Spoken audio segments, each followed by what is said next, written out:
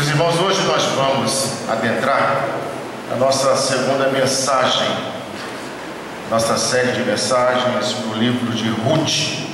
Eu quero convidá-los para que abram suas Bíblias no livro de Ruth e no capítulo 1. Nós vamos dar sequência, vamos falar então sobre a vida de Noemi. Convido então você para abrir sua Bíblia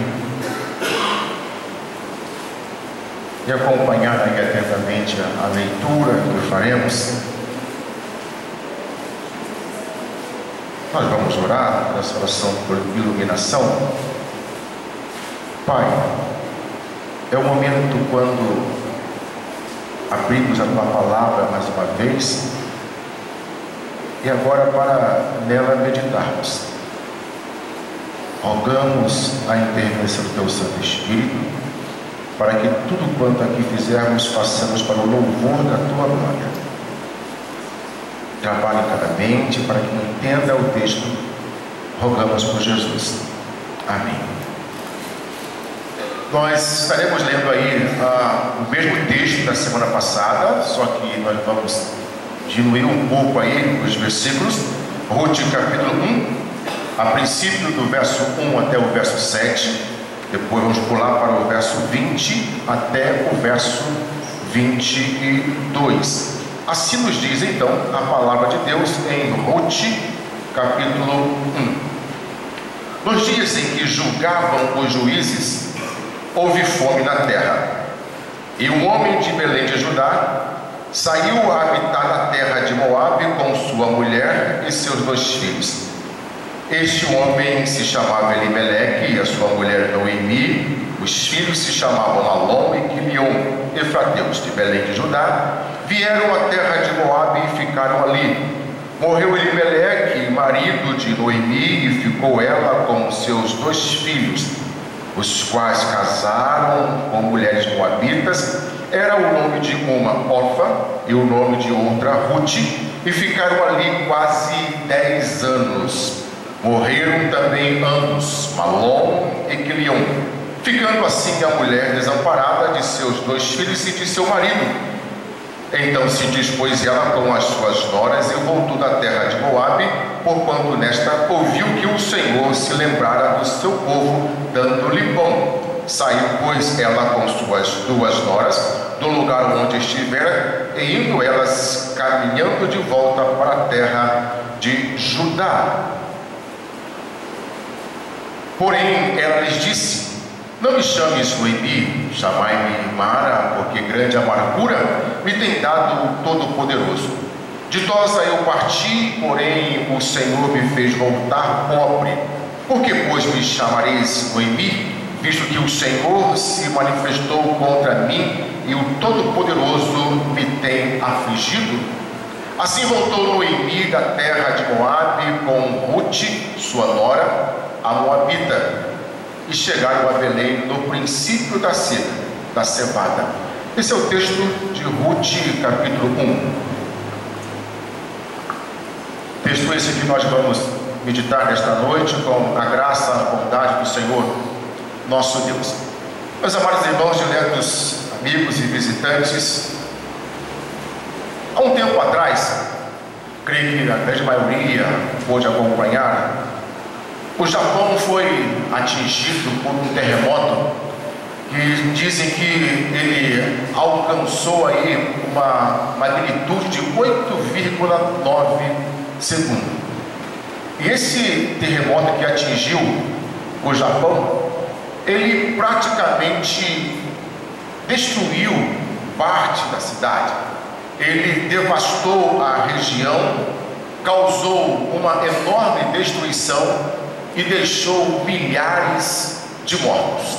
O mundo pôde noticiar isso aí. Isso mexeu com muitas pessoas, mexeu com o mundo de um modo geral, e o pessoal assim então resolveu dar todo o suporte, o apoio para que as pessoas que perderam seus bens materiais conseguissem assim então se erguer. Mas o que podemos ver em meio a essa tragédia que atingiu o Japão foi a determinação do povo japonês que, mesmo após levar ou sofrer aquele choque devastador, esse povo não se deixou abater, mesmo perdendo famílias, mesmo perdendo seus bens materiais, mesmo sabendo que a tristeza era perceptível em suas vidas, em suas faces, mesmo também percebendo as lágrimas rolando, o povo japonês não se deixou levar por tudo isso, e aí então, numa grande atitude, se reergueu das cinzas, conseguiu dar a volta por cima, conseguiu vencer esse momento difícil na vida.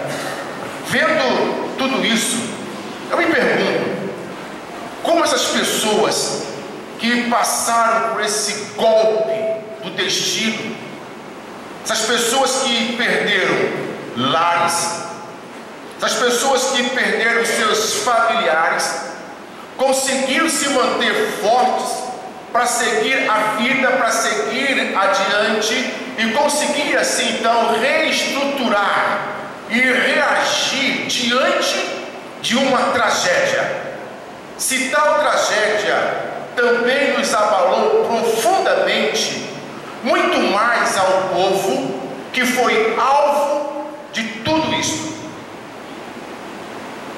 Na verdade, o que acontece é que o povo japonês, ele é educado para suportar esses baques da vida, para enfrentar as situações adversas da vida, e que mesmo caindo ou, quem sabe, perdendo tudo, tenha condições de se reerguer e não deixar que a vida seja abalada, não deixar que os projetos venham por água abaixo, mesmo sofrendo uma tragédia terrível.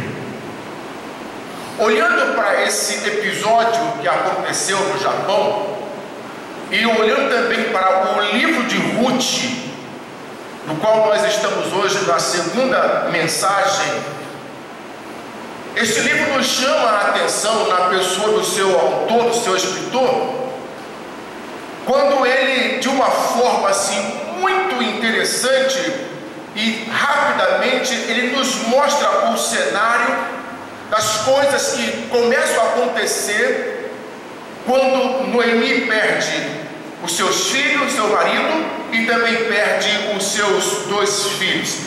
Mas o que acontece aqui em Ruth, capítulo 1, é que o escritor de Ruth, ele não quer que nos concentremos no modo de como Noemi, ela entrou nessa confusão. Também ele não quer que venhamos a julgar de forma precipitada nem Noemi e nem o seu esposo pela decisão que fora tomada. Ou seja, o que ele requer que façamos é que olhemos de forma cuidadosa para a história de Noemi e tentemos enxergar um pouco adiante o que Deus tem para realizar na vida dessa família, mesmo sofrendo, mesmo passando por uma situação difícil. Mesmo sabendo que Noemi, com o seu esposo, vão tentar se aventurar na terra de Moabe, retorna para o seu lar, para a sua casa, para o seu convívio, praticamente sem nada. Mas, lamentavelmente, é o que nós observamos na história que às vezes acontece com várias famílias do mundo em que vivemos. Às vezes algumas pessoas partem em busca de uma aventura, de uma vida melhor, e retornam às vezes praticamente sem nada. Eu estava assistindo um documentário e isso aconteceu em São Paulo. Um repórter, ele resolveu então sair pelas ruas de São Paulo e entrevistar aquelas pessoas que dormiam nas calçadas, saber o que aconteceu. E é interessante que dormiam em uma só, tentar uma aventura num estado desconhecido. O pessoal deixou tudo na terra natal, vendeu o que tinha e partiu para São Paulo em busca de uma vida melhor. Chegando lá, não conseguiu, sem parentes, sem amigos, sem trabalho, sem lugar para morar, virou morador de rua. São essas coisas que mexem com a gente. E aí então o pessoal criou uma forma de levar essas pessoas de volta para os seus lares, para os seus familiares. E quando essas pessoas chegaram, foram realmente abraçadas. Algumas choravam, abraçando esposa, abraçando filhos, mas dizendo: perdoa, eu não consegui o que eu fui buscar. E voltaram então aí com as mãos vazias. Hoje nós vamos falar um pouquinho ainda sobre Noemi. Noemi, ela sofre uma tragédia na vida. Noemi, ela parte com o seu esposo em busca de uma aventura, em busca de uma vida melhor, porque não havia pão em Jerusalém, que nós vimos que significa casa de pão. Havia uma fome que assolava a região, e Elimeleque, esposo de Noemi, ele resolveu assim, então eu quero crer de comum acordo, ele vai então para a terra de Moabe para tentar uma aventura, quem sabe também para tentar dar um estilo de vida melhor para sua esposa Noemi, que era tão ditosa, conforme diz significa o seu próprio nome. Mas lamentavelmente isso não aconteceu. Diz o texto que o esposo de Noemi, Elimeleque, ele falece. Não nos diz quando isso aconteceu. Tempo depois, também os filhos de Noemi conseguem arrumar um casamento com mulheres moabitas. Noemi não consegue ser avó, porque os dois filhos, Malom e Quilion, morrem, e fica então Noemi viúva com as suas duas noras. E aí Noemi tenta então persuadir as suas duas noras para que retornem para a família, para que retornem para os deuses e vivam cada uma assim então a sua vida diante dos seus deuses. Mas o texto nos mostrou então que Ruth, pré-determinada, resolveu assim então ficar com Noemi. Quando Noemi retorna, e o pessoal diz: não é aquela que é Noemi que saiu daqui? E Noemi ouve isso e diz: olha, por favor, não me chame mais Noemi, mas me chame de Mara, porque eu parti daqui ditosa e agora eu volto sem nada, e o Todo-Poderoso descarregou sobre mim toda a sua ira, mas me chamem de Mara, que significa amargura, tristeza. E Noemi então vai dar uma resposta à tragédia que atingiu. E eu vejo, irmãos e amigos, que Noemi, ela foi muito sincera, mas equivocada em algumas coisas com relação ao seu ponto de vista, que nós vamos analisar esta noite com a graça e a permissão do Senhor nosso Deus. Portanto, este é o nosso tema: resposta de Noemi à tragédia da vida. Se passássemos ou sofrêssemos uma tragédia na vida, como que nós iríamos responder àquelas pessoas que nos perguntassem alguma coisa sobre a situação que passamos?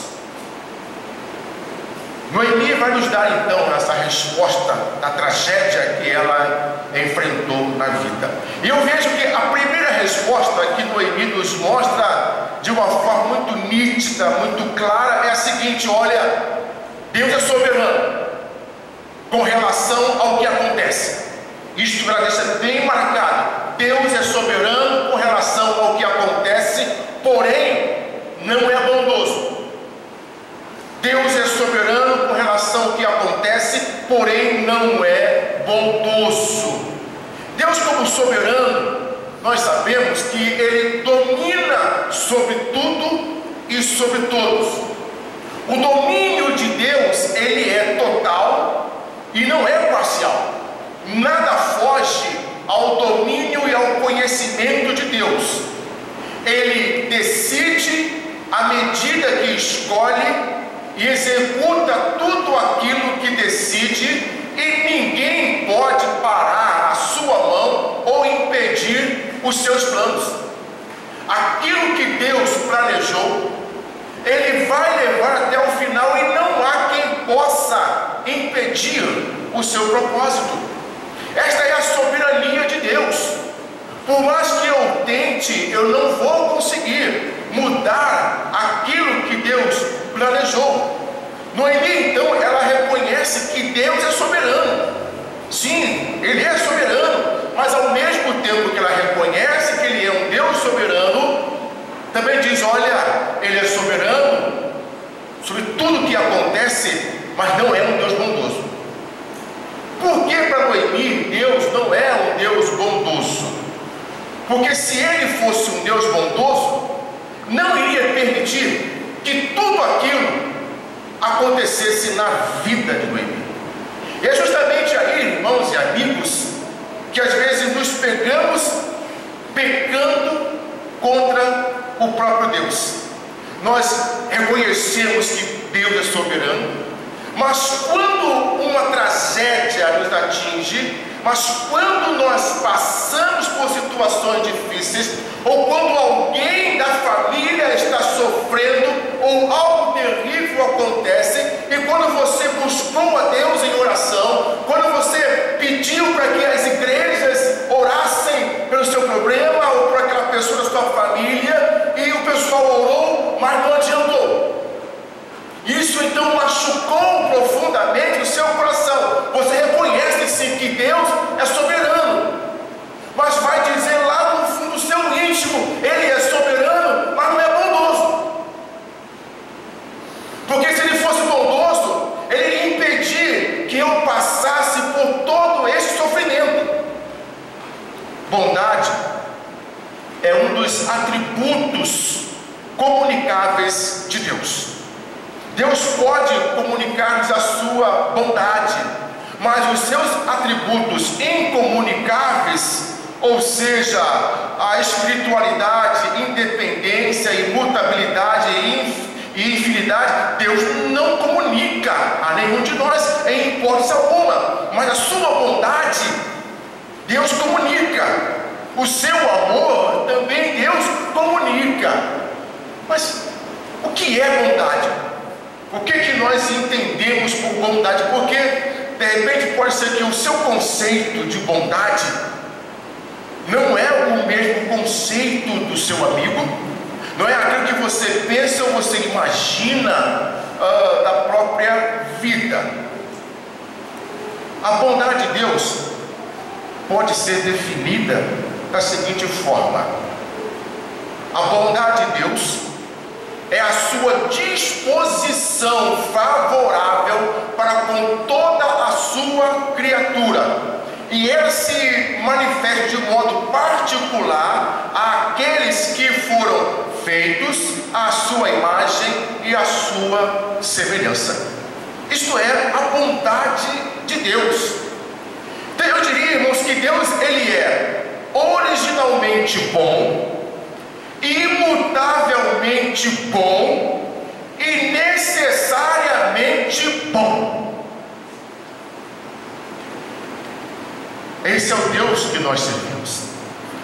É isso que faltou na compreensão, no entendimento de Noemi com relação à bondade de Deus.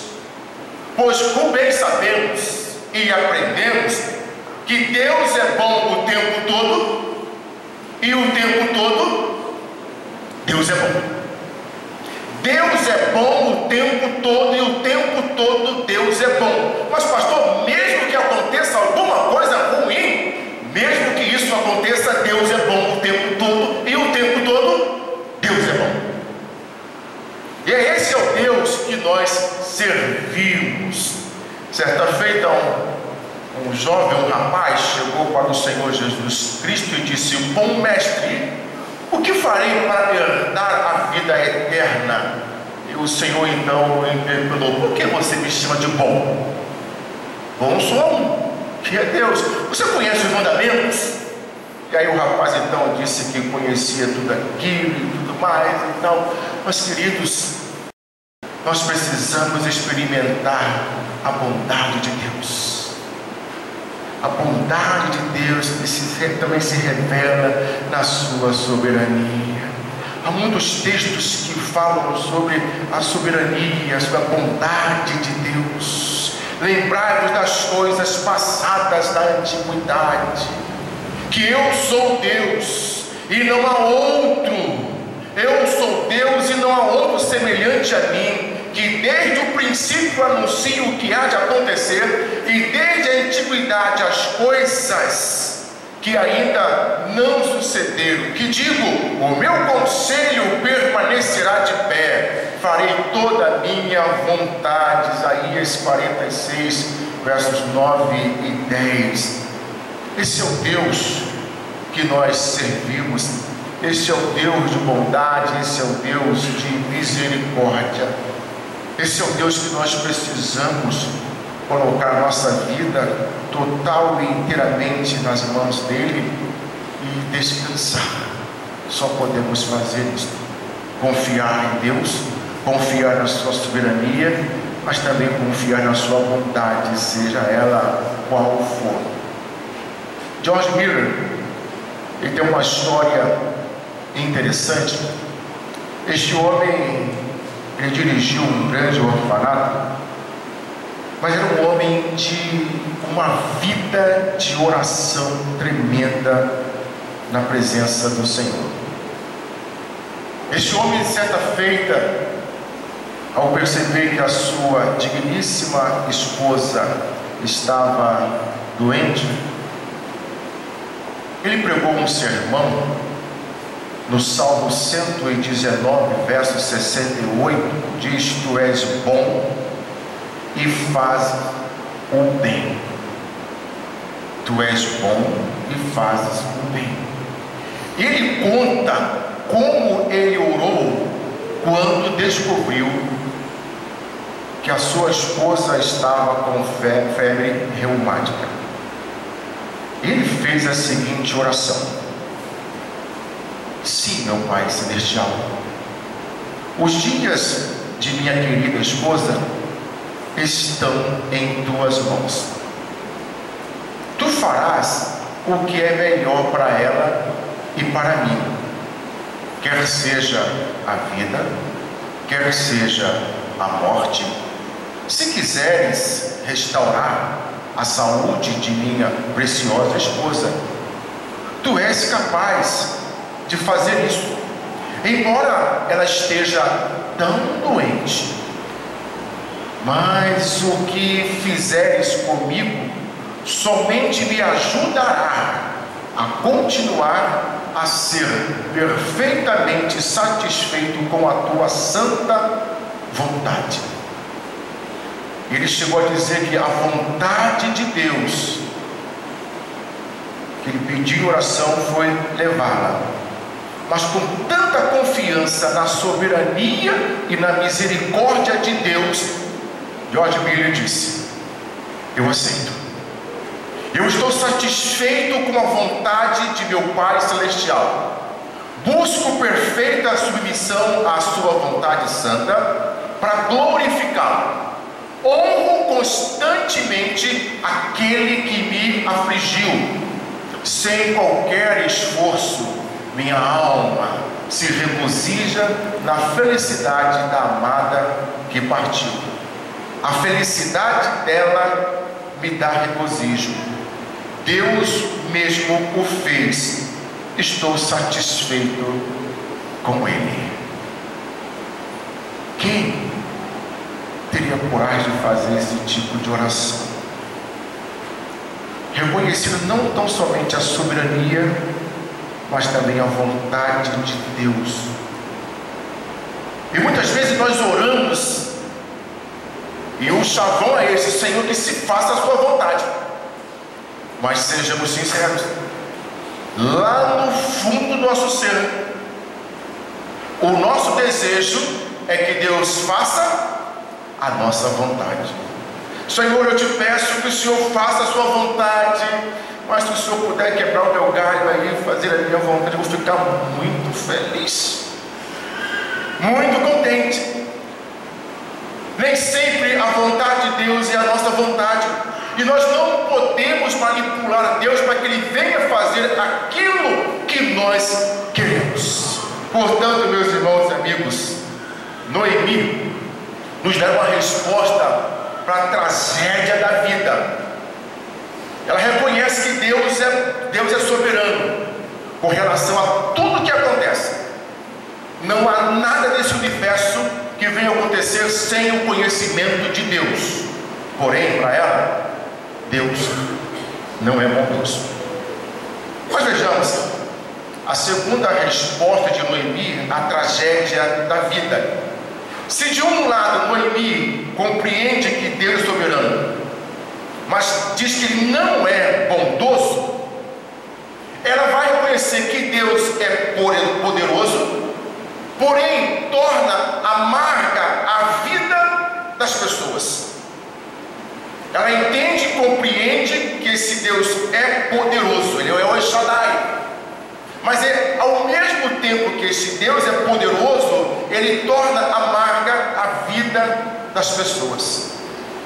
Observe que Noemi responde para as suas noras: não, minhas filhas, voltem para as suas pessoas familiares, porque por vossa causa a minha amarga, o Todo-Poderoso, Ele descarregou toda a sua cólera, toda a sua ira sobre a minha vida.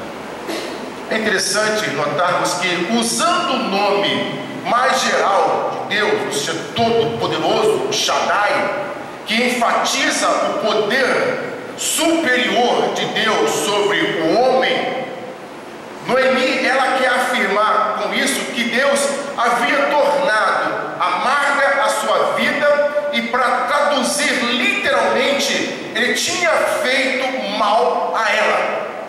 Dar a entender que Deus é um Deus carrasco.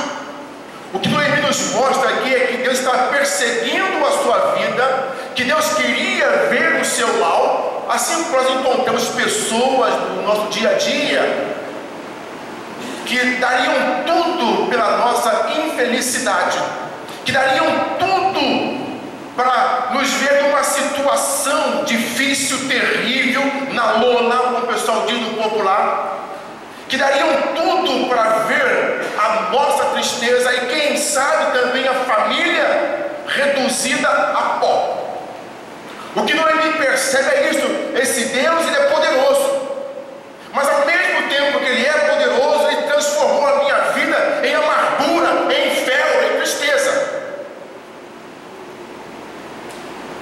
Mas ao mesmo tempo que ela entende que esse Deus é um Deus poderoso,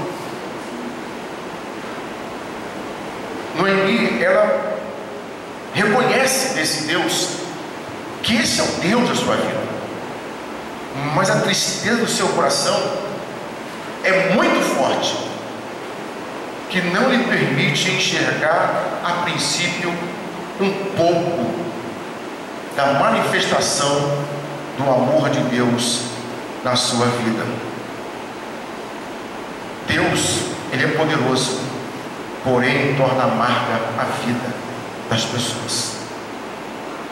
Eu caminho para a terceira resposta de Noemi à tragédia da vida. Ela compreende que Deus é soberano, mas diz que ao mesmo tempo que Ele é soberano, não é bondoso. Ela entende que esse Deus é poderoso, mas ao mesmo tempo que Ele é poderoso, Ele é capaz de tornar amarga a vida das pessoas. Mas sobretudo, ela entende que esse Deus é vingativo quando sua família não cumpre os postulados da aliança.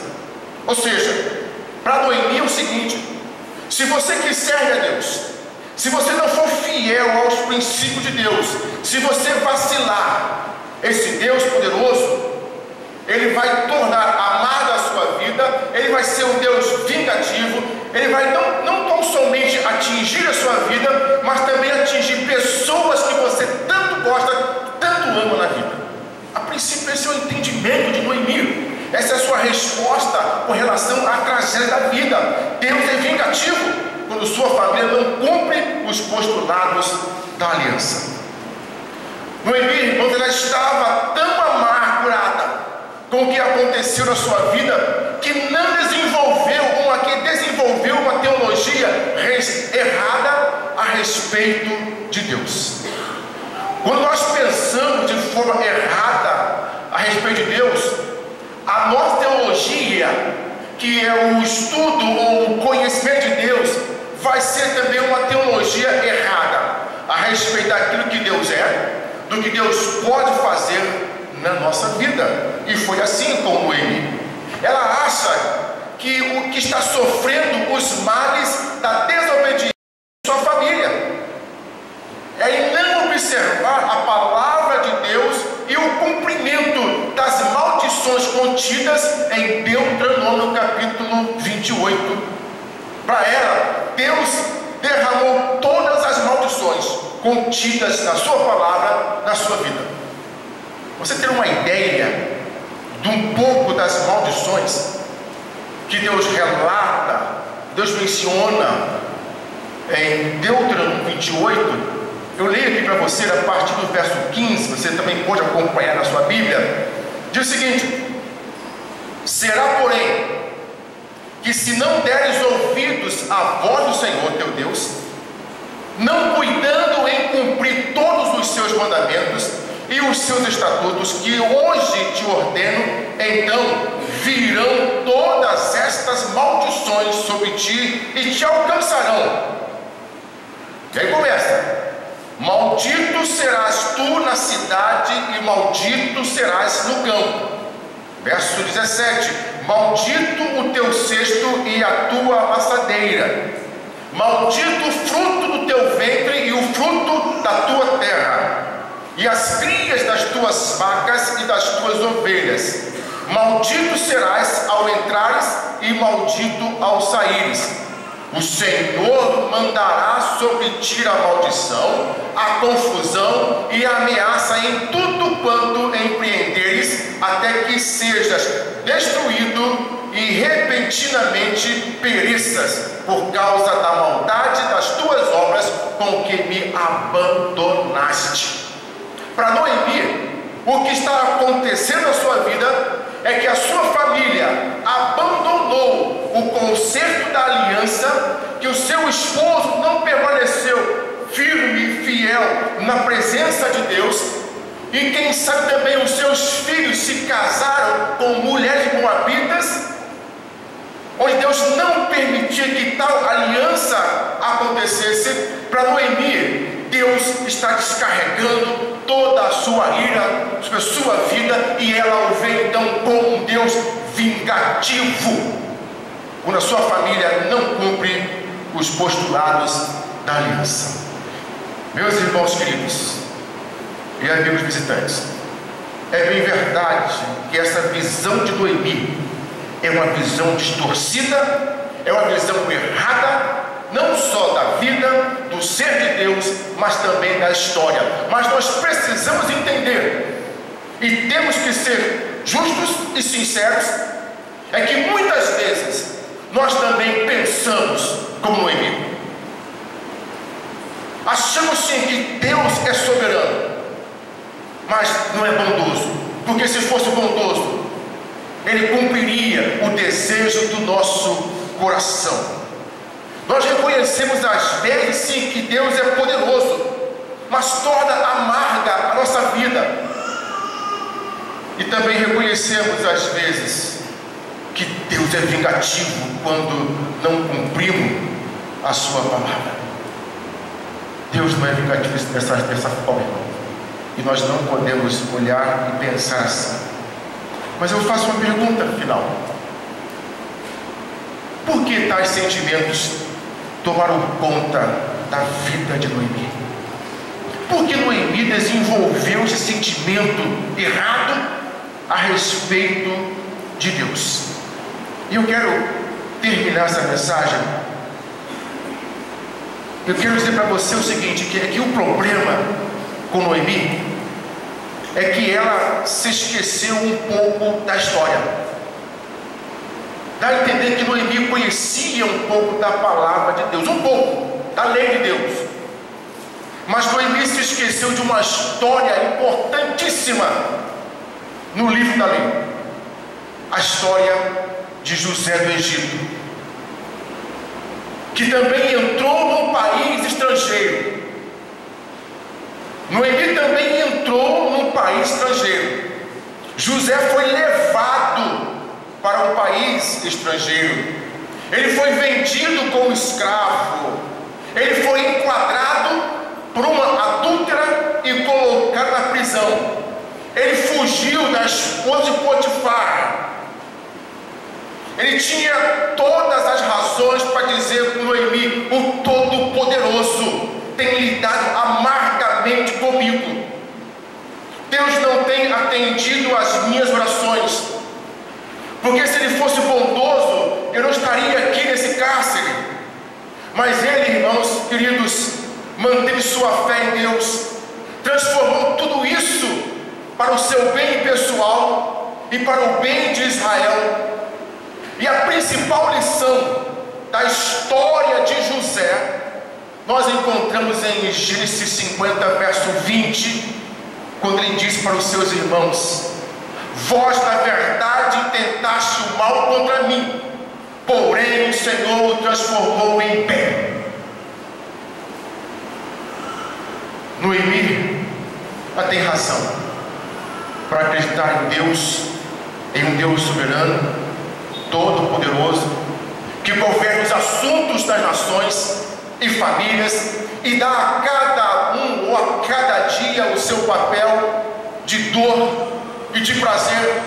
Mas Noemi precisa abrir os olhos aos sinais dos propósitos misericordiosos de Deus nas nossas vidas, a atuação de Deus neste grande universo. Foi Deus quem tirou a fome e abriu o caminho de volta de Noemi para casa. Observe o toque delicado de esperança no fim do verso 22, quando ela chega em Belém de Judá, no início da colheita. Deus foi tão bom para com ela, que ela retorna para casa numa época favorável. E ela não reconheceu isto. Se Noemi pudesse ver o que isso iria acontecer mais adiante, pelo contrário, Noemi diz no versículo 21, o Senhor me trouxe de volta vazia. Não é assim, Noemi. Não é assim, Noemi, porque Noemi partiu sem nada. Vivia uma fome terrível, foi embora sem nada, e ela diz então que ela retorna sem nada por causa do próprio Deus. Noemi está tão cansada com a noite, da adversidade, amargurada com tudo que aconteceu, que ela não pode ver o amanhecer da graça, do regozijo, da alegria de Deus.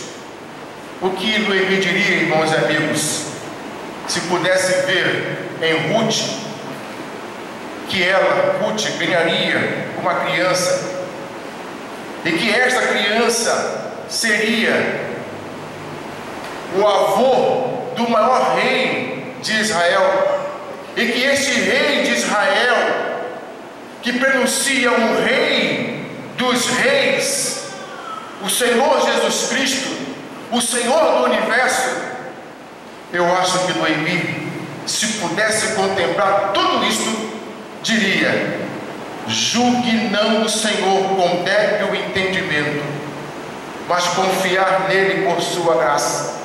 Por trás de uma providência carancuda, ele esconde um sorriso do rosto. Às vezes, irmãos, por não entendermos a soberania de Deus, por não entendermos como esse Deus age, mas por trás de tudo isto, há um Deus olhando para a nossa vida, olhando para o nosso problema, quando nós compreendemos a nossa história. Permitam-me concluir com algumas lições importantes. Primeira lição: Deus é soberano e Ele governa todas as coisas. Guarde bem isso. Deus é soberano e Ele governa todas as coisas. Deus Todo-Poderoso reina em todos os assuntos dos homens. Ele governa as nações, Ele governa famílias, Ele governa a nossa vida. Sua providência se estende desde o Congresso em Brasília, alcançando a nossa cozinha. Ele dá chuva, Ele leva a chuva, Ele dá a vida, Ele leva a vida. Nele vivemos, nele nos movemos e nele temos alegria. Esse é o Deus que nós servimos. Deus Todo-Poderoso reina em todos os assuntos desse universo. Em segundo lugar, há uma providência misteriosa que nós precisamos entender. A providência de Deus às vezes é muito difícil. Deus tinha tratado amargamente com Noemi, ao menos no curto prazo, só podia se sentir como amargura. Noemi não entender por que tudo aquilo estava acontecendo na sua vida. E às vezes nós também não podemos entender. Fernando e Aline às vezes também não conseguem entender o que está acontecendo. Mas no final de tudo isso, o próprio Deus vai mostrar por que tais coisas começaram a acontecer logo no início de uma grande alegria. Quando muitas vezes nós perdemos noite de sono, quando muitas vezes a tristeza invade a nossa vida, nós precisamos entender e ver a providência misteriosa de Deus acontecendo, agindo na nossa vida. Talvez alguém venha dizer: o que aconteceu com Noemi foi devido ao pecado de ir para Moabe, quando seus filhos se casaram com mulheres estrangeiras. Talvez sim, mas não necessariamente. Sabe por quê? O Salmo 34:19 diz: muitas são as aflições do justo, mas o Senhor o livra de todas. Não de algumas, mas de todas as aflições o Senhor nos livra. Nem o Antigo Testamento, nem o Novo Testamento prometem que os crentes vão escapar das aflições da vida. Deus não prometeu vida mansa, tranquila, farta para ninguém. Ele não disse: me segue e você vai ter uma vida isenta de perseguições, de tristeza, de lágrimas, de problemas. Deus não disse isto a ninguém.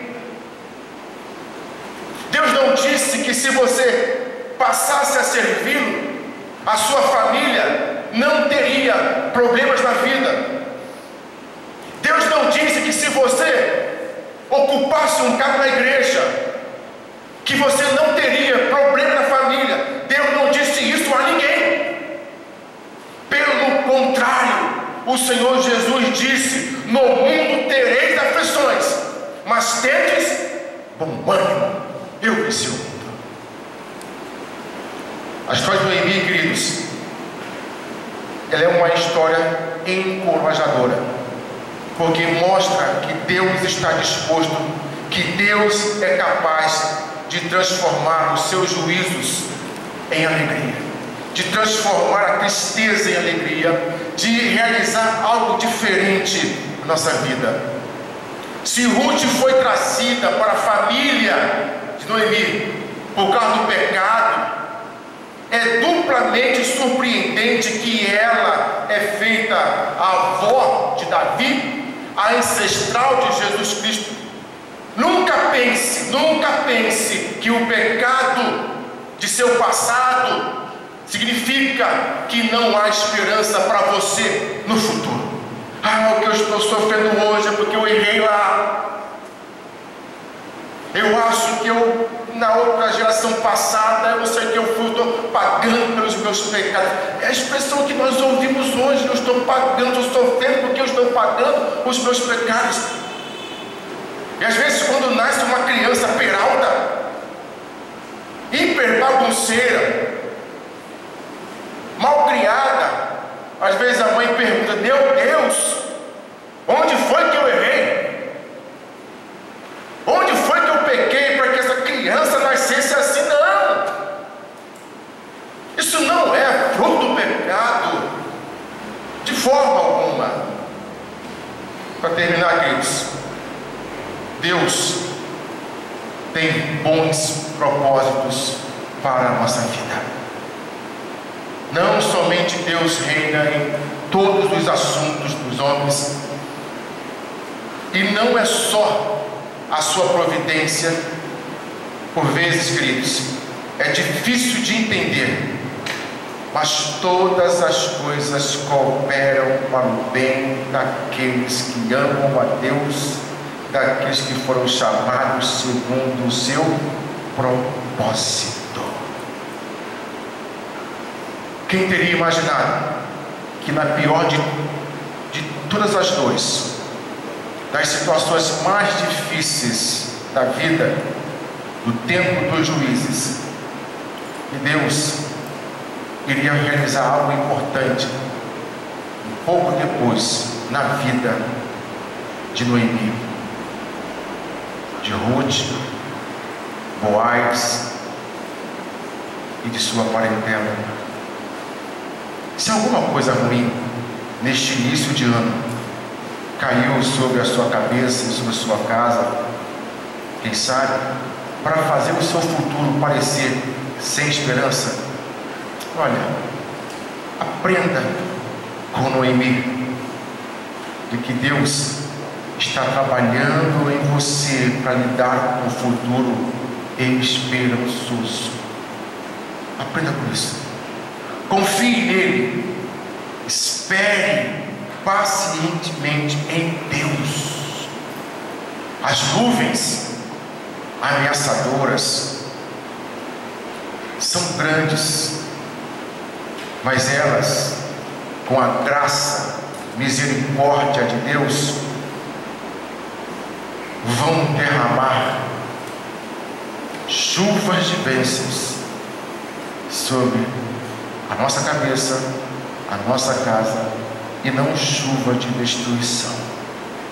É assim que nós precisamos ver e entender a graça de Deus. O livro de Ruth nos dá um vislumbre da obra escondida de Deus durante os piores tempos. E assim como diz Paulo, que todas as coisas cooperam para o bem daqueles que amam a Deus. O livro de Ruth foi escrito, meu irmão, minha irmã, meu amigo, para que possamos olhar para frente com esperança de que nem tudo está perdido.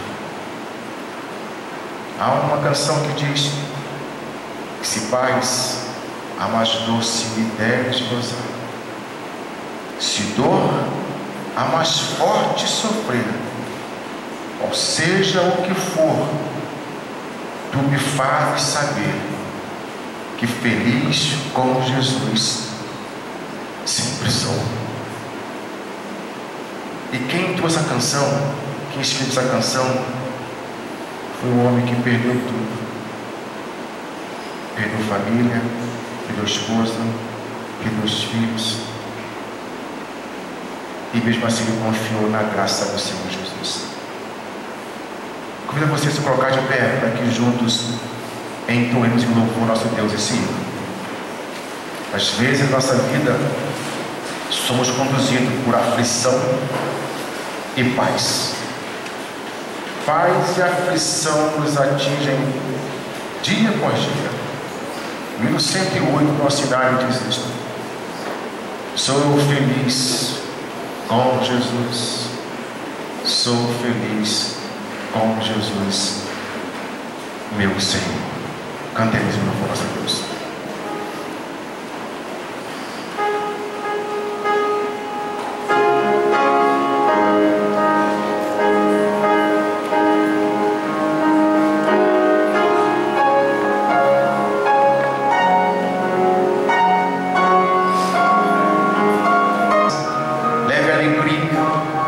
Leve a solução para os problemas,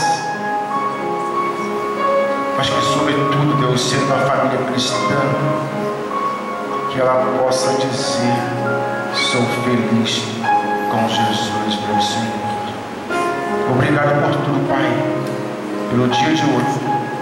E agora, Senhor, nos conduza para os nossos lares, debaixo da sua proteção, e nos livre de todo o pecado. Oramos por Jesus Cristo, hoje e eternamente. E agora, meu querido, e que o meu Deus, segundo a sua riqueza e glória em Jesus Cristo, supra cada uma das nossas necessidades. E que a graça do Senhor Jesus, o amor de Deus o Pai, a comunhão e as doces consolações do Santo Espírito sejam convosco hoje e para todo sempre.